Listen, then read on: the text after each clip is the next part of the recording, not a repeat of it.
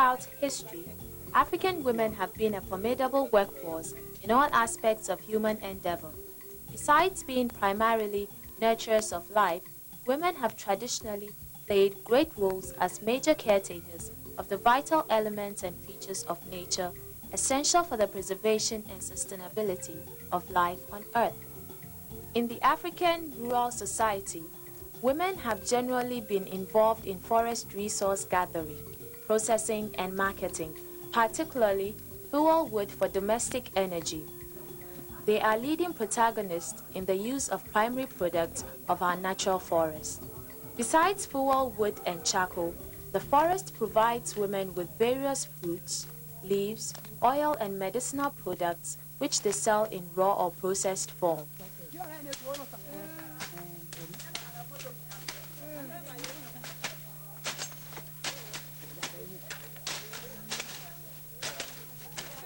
Despite the crucial role that women play in the management and use of the forest, for many years, forestry was wrongly regarded as a man's profession. This is a short-sighted perception that needs to change.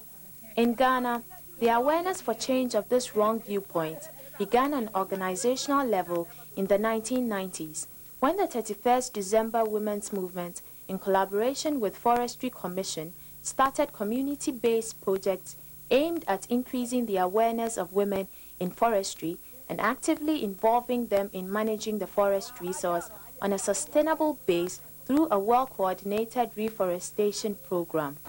This project is being sponsored by ITTO. ITTO means the International Tropical Timber Organization. This organization consists of a group of nations, primarily timber users and timber producing countries. It is headed by Japan, and they have their headquarters in Yokohama in Japan.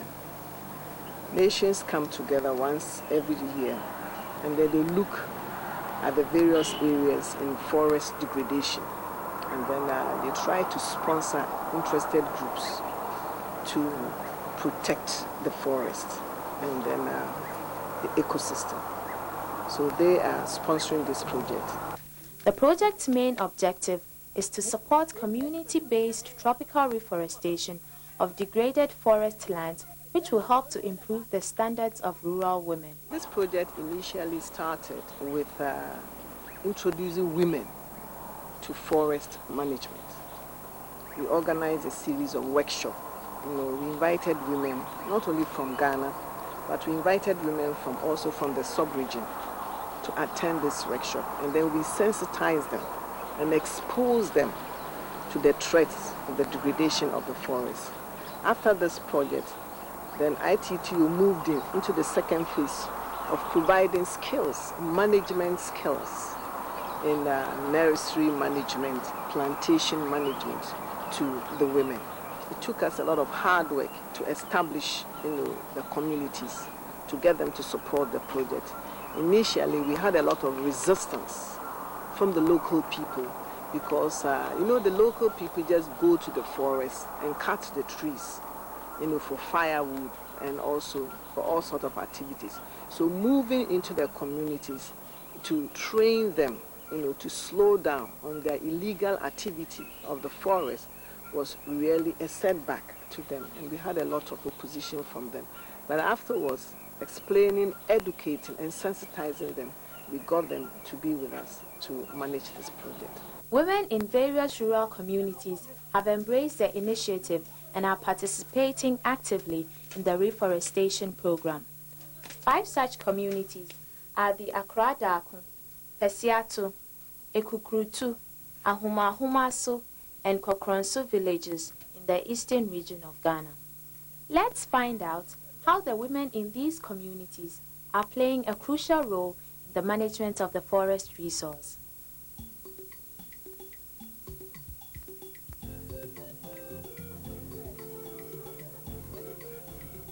This is Accra Daku village. About some 400 meters from the center of the village is the Accra Daku Nursery. Here, the women are nursing various species of trees like onyina, cassia, teak, and Cedrilla odorata, an exotic plant.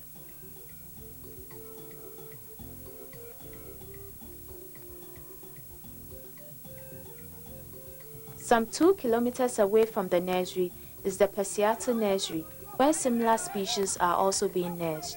Between the two nurseries, over 110,000 seedlings have so far been produced this year.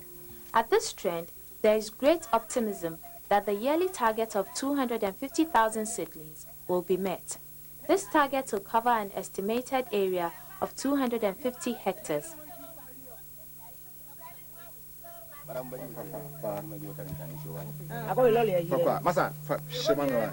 The project is being undertaken with the technical assistance of Ralph Isaac Ashong and Richard Dow, field officers from the Forestry Service Division.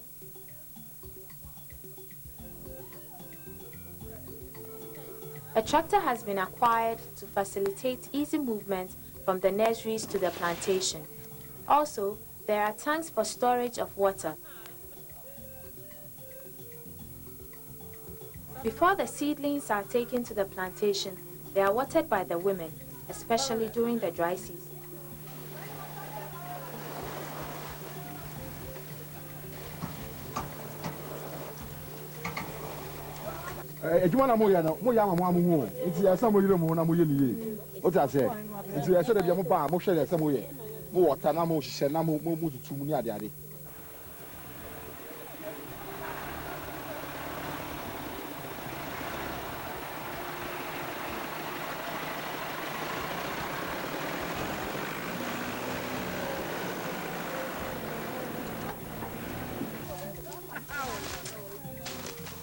This is a section of the plantation in the Warrabong South Forest Reserve.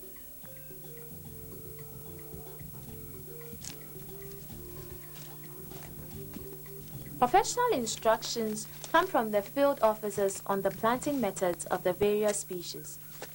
When the canopy is quite close, the women are instructed to plant low light demanding trees like the Cedrilla. Otherwise, there could be a combination of other species at the same site. The plantations have been demarcated into various blocks.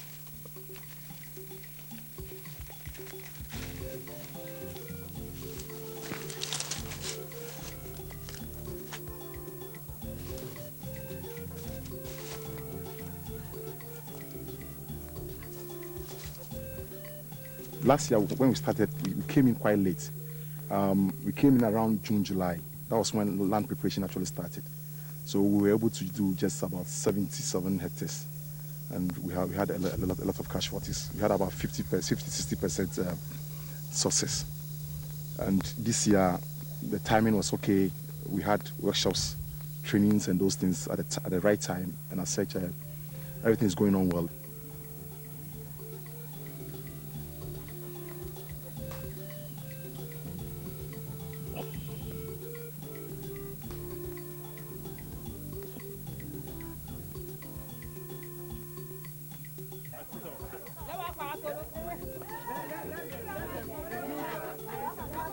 The communal spirit among the women is very encouraging.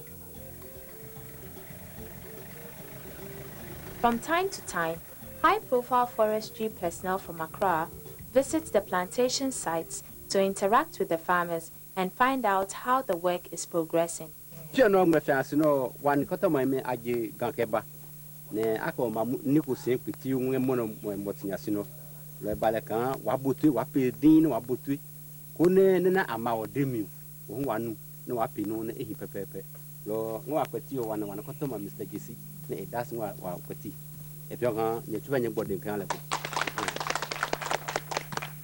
Yo, mi mamu nyina iko. Enkran fo mpanifo enkran nyina mu iko. Yo dia oni se. Em se mbae ma fifa fuo ni mu nyina kwakositire. Na ma hu se ebinu abo mu pes no awie. Nti o mu abo mu pes na awie mu mo nsema o mu ayade pa.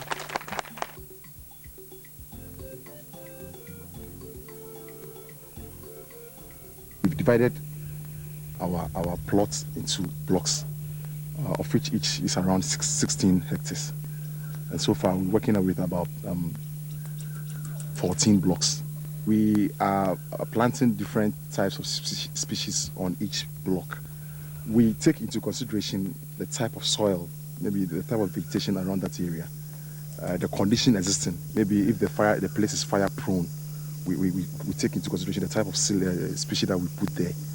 So actually, we look at the vegetation, the soil type, the conditions around, and then we look for the species that will be convenient for it. The trees here were planted last year. Ceiba and cassia were planted on this block in 2-to-1 ratio. For every single ceiba tree planted, there were 2 of cassia. This arrangement covers some 66 hectares.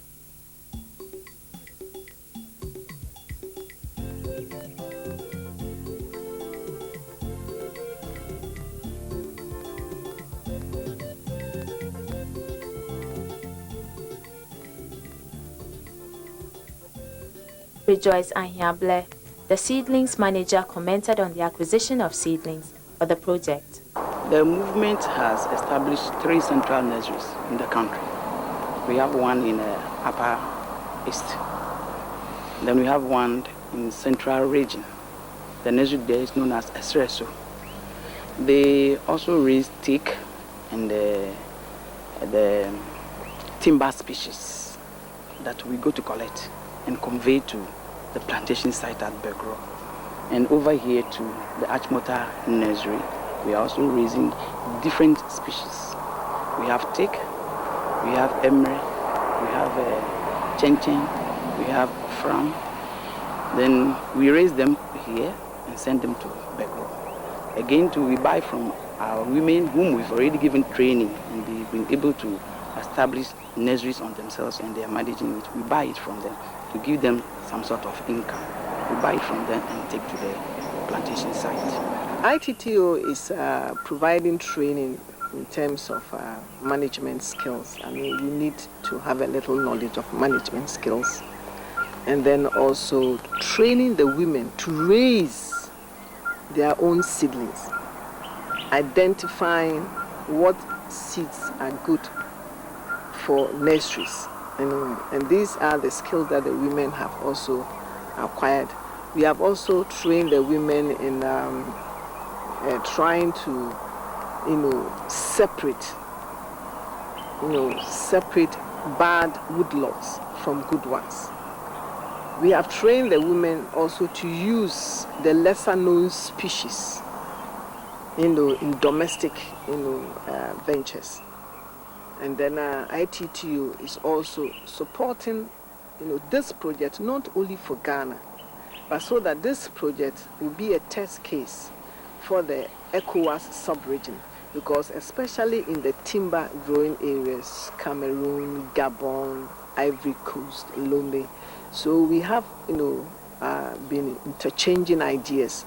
Once in a year, we do organize workshops. We invite the NGOs, the leaders of other institutions in the environment sector, and then we bring them together. We share our ideas with them, and then they take from us. We also take from them, and then sometimes we also exchange few seedlings. Recently, Burkina Faso donated 2,000 seedlings of eucalyptus to the project, and it was donated by the president of Burkina Faso to support this environment, this plantation that we have commenced. The work done so far on the farms is quite encouraging and commendable, and there is an obvious need to sustain the program in the long term. Its sustainability can only come from understanding and the women knowing the benefits that they will get from the forest. When we first started, it was difficult because the community felt that we were coming to take away their livelihood, and there was a lot of resistance from the men. After a lot of education, on-the-spot education, they, understood that whatever comes to the community will benefit them directly and will also benefit their children, their grandchildren, and great-grandchildren. The importance of trees and forests to life can never be underestimated. Forests are essential for rainfall, for the production of atmospheric oxygen, for fuel wood, and also for the production of secondary wood products. What are some of the constraints facing the project? The community members are all not at one place. So for that matter, we are doing it bit by bit with the people in the area. And it's going to take us 3.5 years to accomplish that 1,200 hectares. The role of women in forest management is vital. If forestry is to maintain its role in the economy, the vital contribution of women to sustain management of our forest resource must be strengthened. More women in more rural communities must be attracted to this scheme. I think that there is a great future for women in forestry in Ghana, because it is women who actually sustain the forest. And it is only a lack of education and sometimes economic difficulty that makes a woman reckless in the forest that she knows she's going to use for generations to come. But now, with the kind of education we are giving them, the kind of workshop that we are going through and so on, there is a symbiotic relationship between the forest and the women, and they are definitely going to be the forerunners of whether our forests become degraded or not. And because of the line of action we've taken through ITTO, which of course we hope will be continued when this project is finished, it will help us to make women the pivot around whom everything else evolves or revolves, so that the issue of our forests being properly managed, being properly maintained, I think that will have a great future. I think that women are key to sustainable management of the forest, because in the 3 phases of the forest, we have, provided skills for the women also to earn their livelihood from the forest. I mean, we have trained them in mushroom production, we have trained them in snail breeding, and then we have also trained them in developing their own seedlings for sales, selling to the communities. So we have trained the women, in an idea of an interdependency on the forest, that they get their income from the forest. So it means that they need to protect the forest so that the forest will stay for them.